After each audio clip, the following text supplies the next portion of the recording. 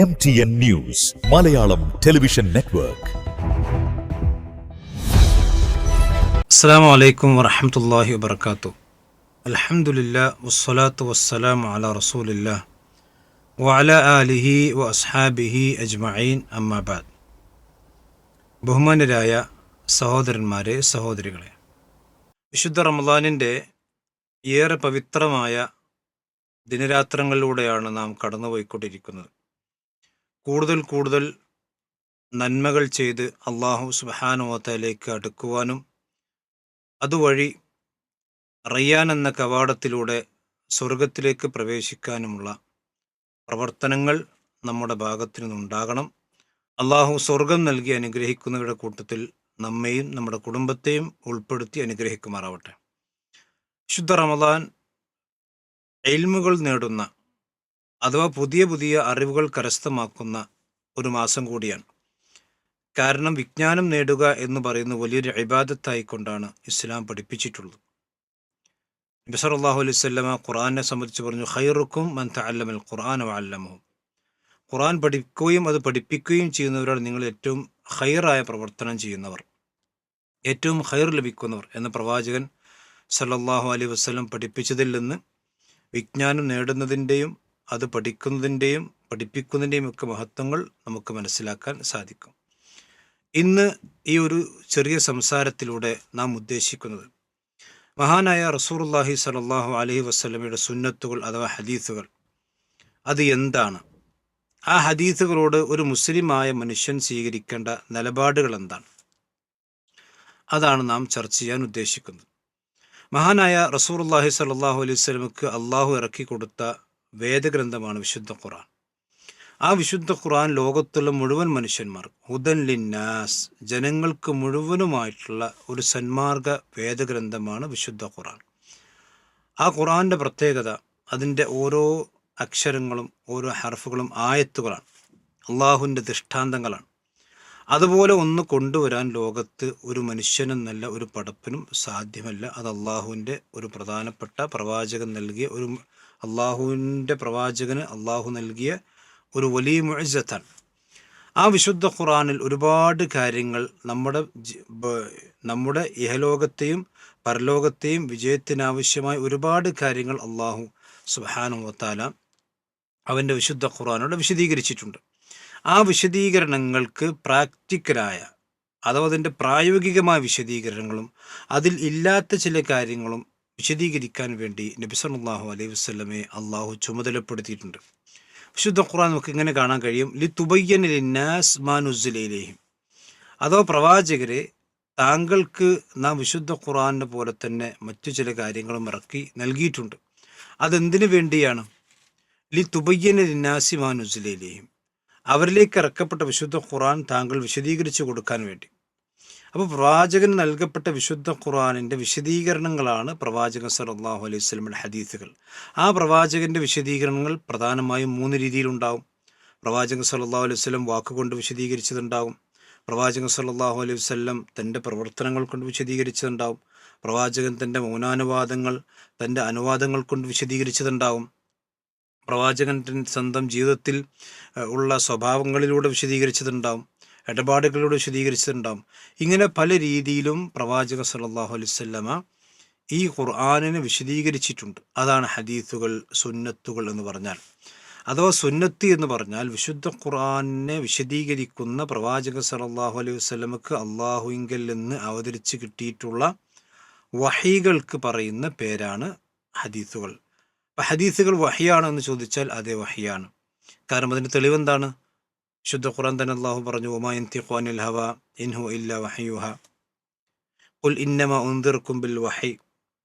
പ്രവാചകരെ നിങ്ങൾ പറയണം, നിങ്ങൾ സംസാരിക്കുന്ന ഏത് കാര്യങ്ങളും ഖുൽ ഇന്നമാ ഉൻദിറുക്കും, ഞാൻ നിങ്ങൾക്ക് താക്കീത് നൽകുന്നത് അത് വഹി കൊണ്ട് മാത്രമാണ്.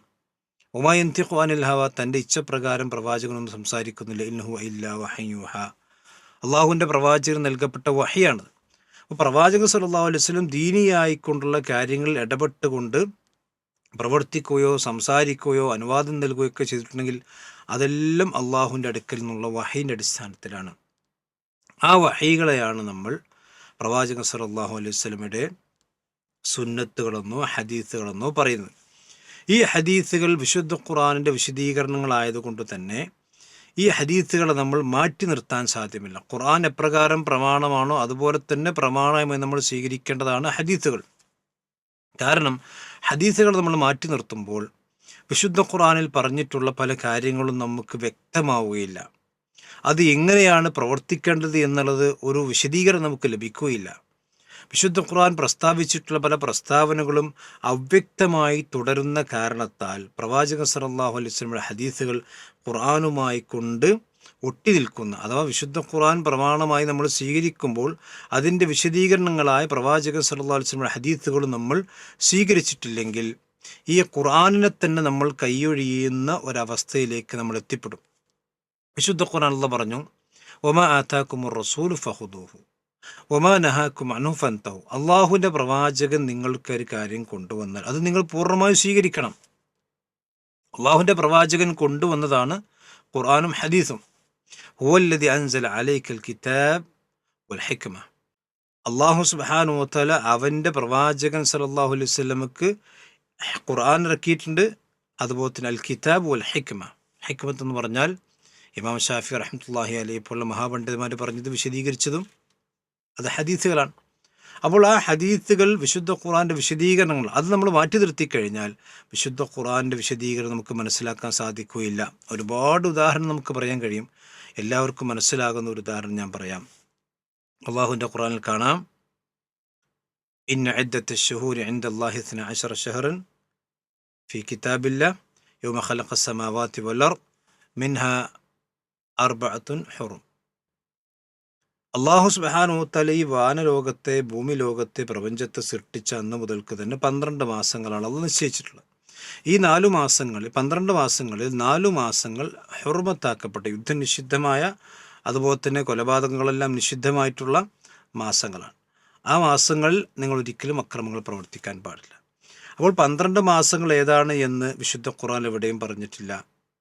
അപ്പോൾ നമുക്ക് വേണമെങ്കിൽ പറയാം, സാധാരണ എല്ലാവർക്കും അറിയുന്ന 12 മാസങ്ങൾ അറബി മാസങ്ങളുണ്ട്, മുഹറം, സഫർ, റബീഉൽ അവ്വൽ തുടങ്ങിയ മാസങ്ങളുണ്ട് എന്ന് വേണമെങ്കിൽ വാദത്തിന് വേണ്ടി സമ്മതിച്ചാൽ തന്നെയും മിൻഹാ 4 ഹുറും, ഈ 12 മാസങ്ങളിൽ 4 മാസങ്ങൾ ഹുറുമത്തുള്ള മാസങ്ങളാണ്. ഇത് വിശുദ്ധ ഖുർആനിൽ എവിടെയും കാണാൻ സാധ്യമല്ല. 4 മാസങ്ങൾ പവിത്രമാണ് എന്ന് പറഞ്ഞ വിശുദ്ധ ഖുർആൻ ഏതൊക്കെയാണ് ഈ 4 മാസങ്ങൾ എന്ന് എന്തുകൊണ്ട് പറഞ്ഞില്ല? അത് ഖുർആൻ്റെ ന്യൂനതയാണ്, ഒരിക്കലുമല്ല. ലിതുബയ്യിന ലിന്നാസ് മാ നുസ്സില ഇലൈഹിം. പ്രവാചകർ നിങ്ങൾക്ക് നാം അത് വഹി നൽകിയിട്ടുണ്ട്. നാം ഇറക്കിയത് വിശുദ്ധ ഖുർആനിനെ താങ്കൾ വിശദീകരിക്കണം. അത് പ്രവാചകൻ വിശദീകരിച്ചു. അതെവിടെ ഉണ്ടാകുക? ആ പ്രവാചകൻ്റെ വിശദീകരണം ഹദീസുകൾ ഉണ്ടാകും. ആ ഹദീസുകളാണ് നമ്മൾ പ്രമാണമായി സ്വീകരിക്കുന്നത്. അപ്പോൾ ഈ ആയത്തിൻ്റെ വിശദീകരണം ഹദീസുകൾ നോക്കുമ്പോൾ നമ്മൾ കാണുന്നു 4 മാസങ്ങൾ ഏതൊക്കെയാണ് പവിത്രമായിട്ടുള്ളത്? ദുൽഖഅദ, ദുൽഹിജ്ജ, മുഹറം, റജബ്. ഈ 4 മാസങ്ങൾ ഹദീസിൽ 3 തുടർച്ചയായി വരുന്നതും റജബ് പിന്നെ ഒറ്റയായി വരുന്നതുമായ മാസമാണ്. ഇങ്ങനെ 4 മാസങ്ങൾ. അപ്പോൾ ഇത് എവിടെ നിന്ന് കിട്ടും എന്ന് ചോദിച്ചാൽ പ്രവാചകൻ സല്ലല്ലാഹു അലൈഹി വസല്ലം ഹദീസുകളിൽ നിന്ന് കിട്ടും. ഇതുപോലെ നമ്മൾക്ക് നമ്മൾ നിത്യജീവിതത്തിൽ നടത്തിക്കൊണ്ടിരിക്കുന്ന നിസ്കാരമാണെങ്കിലും നോമ്പാണെങ്കിലും ജുമഅയാണെങ്കിലും ശുദ്ധ ഖുർആൻ ജുമഅയെ സംബന്ധിച്ചെന്ന് പറഞ്ഞു, ഇദാ നൂദിയ ലിസ്സലാത്തി മിൻ യൗമിൽ ജുമഅ ഫസ്അഉ ഇലാ ദിക്രില്ലാഹ്.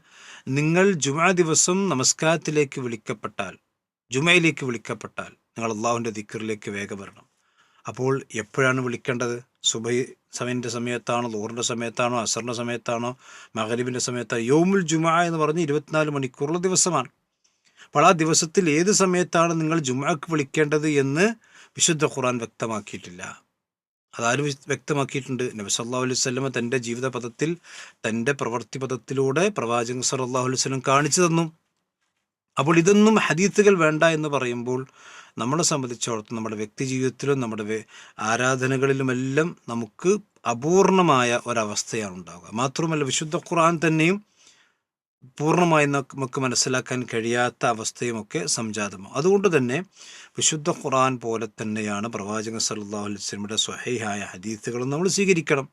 സ്വഹീഹ ഹദീസുകൾ എന്ന് പ്രത്യേകം പറയാൻ കാരണം പ്രവാചകൻ സല്ലല്ലാഹു അലൈഹി വസല്ലമയുടെ കാലശേഷം പല വ്യാജവാദികളും പ്രവാചകൻ തങ്ങളുടെ സ്വാർത്ഥ താല്പര്യങ്ങൾക്ക് വേണ്ടിയും തങ്ങളുടെ ആശയങ്ങളെ ശക്തിപ്പെടുത്താനും വേണ്ടി നിരവധി ഹദീസുകൾ കെട്ടിയുണ്ടാക്കിയിട്ടുണ്ട്.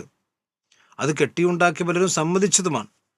അങ്ങനെയുള്ള ഹദീസുകൾ നമ്മൾ സ്വീകരിക്കാൻ പാടില്ല. ഹദീസുകൾ മാനദണ്ഡം അനുസരിച്ചുകൊണ്ട് സ്വഹീഹായി വന്നിട്ടുള്ള, പ്രത്യേകിച്ചും ബുഖാരിയിലും മുസ്ലിമിലുമൊക്കെയുള്ള, അതുപോലെ തന്നെ കുത്തുബു സിത്തയിലും കുത്തുബു തിസ്ഈലുമൊക്കെയുള്ള ഒരുപാട് സ്വഹീഹ ഹദീസുകളുണ്ട്, ആയിരക്കണക്കിന് ഹദീസുകളുണ്ട്.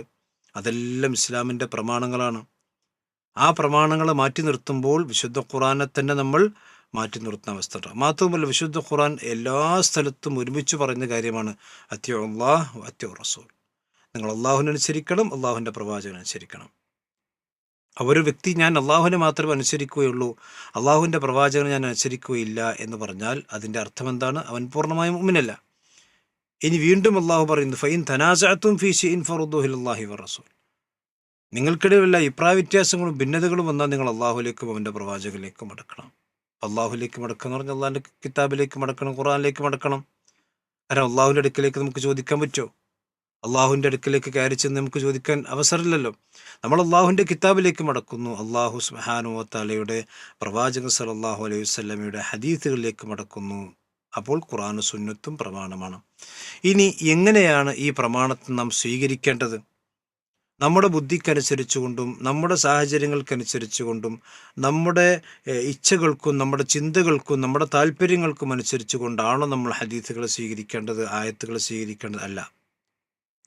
അള്ളാഹുവും റസൂലും പറഞ്ഞാൽ അത് പൂർണ്ണമായി മനസ്സാവാച സ്വീകരിക്കണം. ഫലാ വറബ്ബിക്, നിന്റെ റബ്ബിനെ തന്നെയാണ് സത്യം. വിശുദ്ധ ഖുർആൻ ഈ ആയത്തിൽ മാത്രമാണ് ഈ ഒരു ശൈലിയുള്ളത്. ലാ യുമിനൂൻ, അവർ ഒരിക്കലും പൂർണ്ണമായ വിശ്വാസികളാവുകയില്ല. ഹത്താ യുഹക്കിമുക ഫീമാ ശജറ ബൈനഹും, അവർക്കിടയിൽ ഒരു തർക്കം വന്നു, ആ തർക്കത്തിൽ താങ്കളെ വിധികർത്താവായിക്കൊണ്ട് അവർ സ്വീകരിക്കണം. സുമ്മ ലാ യജിദു ഫി അൻഫുസിഹിം ഹർജൻ മിമ്മാ ഖളൈത, താങ്കൾ വിധിച്ചൊരു കാര്യത്തിൽ അവിടെ മനസ്സിലൊന്നും തോന്നാൻ പാടില്ല. യുസല്ലിമു തസ്ലീമ, പൂർണ്ണമായും അതിന് കീഴൊതുങ്ങുകയും വേണം. അപ്പോൾ ഇങ്ങനെ പൂർണ്ണമായി കീഴൊതുങ്ങിക്കൊണ്ടായിരിക്കണം നമ്മൾ ഹദീസുകൾ സ്വീകരിക്കേണ്ടത്. ഒരുപക്ഷെ നമ്മുടെ ബുദ്ധി അത്ഭുതപ്പെടുത്തുന്ന കാര്യങ്ങൾ ഉണ്ടാകാം, ഖുർആനിലുണ്ട് ഹദീസിലുമുണ്ട്. പക്ഷെ അത് ബുദ്ധിക്കെതിരല്ല. നമ്മുടെ ബുദ്ധി അത് മനസ്സിലാക്കാനുള്ള ശേഷി നമ്മുടെ ബുദ്ധിക്ക് ഇല്ലാത്തത് കൊണ്ടാണ് നമ്മൾക്കത് മനസ്സിലാക്കാൻ സാധിക്കാത്തത്. പക്ഷെ അത് അള്ളാഹു പറഞ്ഞതാണ്, പ്രവാചകൻ പറഞ്ഞതാണ് എന്ന് കൃത്യമായി മനസ്സിലാക്കി ഉൾക്കൊണ്ടുകൊണ്ട് നമ്മൾ സ്വീകരിക്കണം. ഇല്ലെങ്കിൽ നമ്മൾ വഴിതെറ്റിപ്പോകും. ومن يشاقق الرسول من بعد ما تبين له الهدى ويتبع غير سبيل المؤمنين نوله ما تولى ونصله جهنم وساءت مصيرا. അള്ളാഹുവിൻ്റെ പ്രവാചകന്റെ മാർഗം വളരെ വ്യക്തമായി മനസ്സിലാക്കിയതിന് ശേഷം ആ മാർഗം വിട്ട് മുഅ്മിനീങ്ങളായ ആളുകൾ സഹാബത്തിന്റെ മാർഗം വിട്ടുകൊണ്ട് ആരെങ്കിലും പോയാൽ അവൻ തിരിഞ്ഞടുത്തേക്ക് നമ്മൾ തിരിച്ചു കളയും, അവനെ നരകത്തിലിട്ട് കരിച്ചു കളയും. അപ്പോൾ അതുകൊണ്ട് തന്നെ പ്രവാചകന്റെ സഹാബത്ത് ഖുർആനും സുന്നത്തും സ്വീകരിച്ചു, നമ്മൾ സ്വീകരിക്കുന്നു. പ്രവാചകന്റെ സഹാബത്ത് മനസ്സ വാച കർമ്മണ പൂർണ്ണമായും പ്രമാണങ്ങളുടെ മുമ്പിൽ കീഴൊതുങ്ങി, നമ്മളും കീഴൊതുങ്ങുന്നു. അത് ബുദ്ധിയുള്ള ആളുകളുടെ ലക്ഷണമായിക്കോട്ടെ, പഠിപ്പിക്കപ്പെട്ടതാണ്. അതല്ലാതെ നമ്മുടെ ഇച്ഛകൾക്കനുസരിച്ച് കൊണ്ട് ആയത്തുകൾ ദുർവ്യാഖ്യാനിക്കുക, ഹദീസുകളെ തള്ളിക്കളയുക, ഇതൊന്നും ശരിയായ രീതിയോ ശരിയായ ഒരു വ്യവസ്ഥയോ അല്ല. നേരെമറിച്ച് അതെല്ലാം വ്യതിയാന കക്ഷികളിലേക്ക് ചേർത്തപ്പെടുന്ന രീതികളാണ്. അഹ്ലുസുന്ന വൽ ജമാഅത്തിൻ്റെ ശരിയായ രീതി ഖുർആനും സുന്നത്തും ഒരു കാര്യം പറഞ്ഞാൽ, പ്രമാണങ്ങളൊരു കാര്യം പറഞ്ഞാൽ അതിൻ്റെ മുമ്പിൽ നമ്മൾ തലകുനിക്കുക എന്നല്ലാതെ പ്രമാണങ്ങൾക്കപ്പുറത്തേക്ക് പ്രമാണങ്ങളെ ദുർവ്യാഖ്യാനിക്കുകയും പ്രമാണങ്ങളെ വർജിക്കുകയും പ്രമാണങ്ങളെ നിഷേധിക്കുകയും ചെയ്യുന്ന രീതി വിശ്വാസികളെ സംബന്ധിച്ചൊരിക്കലും ഭൂഷണമല്ല എന്നതാണ് ഈ ഒരു സന്ദർഭത്തിൽ ഉണർത്താവ്. അള്ളാഹു അവൻ്റെ ദീനിനെ പഠിക്കാനും മനസ്സിലാക്കാനും അത് ജീവിതത്തിൽ ഉൾക്കൊള്ളുവാനും ജീവിതത്തിൻ്റെ അവസാന നിമിഷം വരേക്കും, ശ്വാസം വരേക്കും ഈ പരിശുദ്ധമായ ദീനുൽ ഇസ്ലാമിൽ ഉറച്ചു നിൽക്കാനും അള്ളാഹു നാം എല്ലാം അനുഗ്രഹിക്കുമാറാവട്ടെ. വആഖിറു ദഅവാന അനിൽ ഹംദുലില്ലാഹി റബ്ബിൽ ആലമീൻ വസല്ലല്ലാഹു അലാ നബിയ്യിനാ മുഹമ്മദിൻ വആലിഹി വസഹ്ബിഹി അജ്മഈൻ വൽഹംദുലില്ലാഹി റബ്ബിൽ ആലമീൻ. അസ്സലാമു അലൈക്കും വറഹ്മത്തുള്ളാഹി വബറകാതുഹു. നിങ്ങളുടെ സന്തോഷ നിമിഷങ്ങളുടെ partner Aadhaar gold and precious.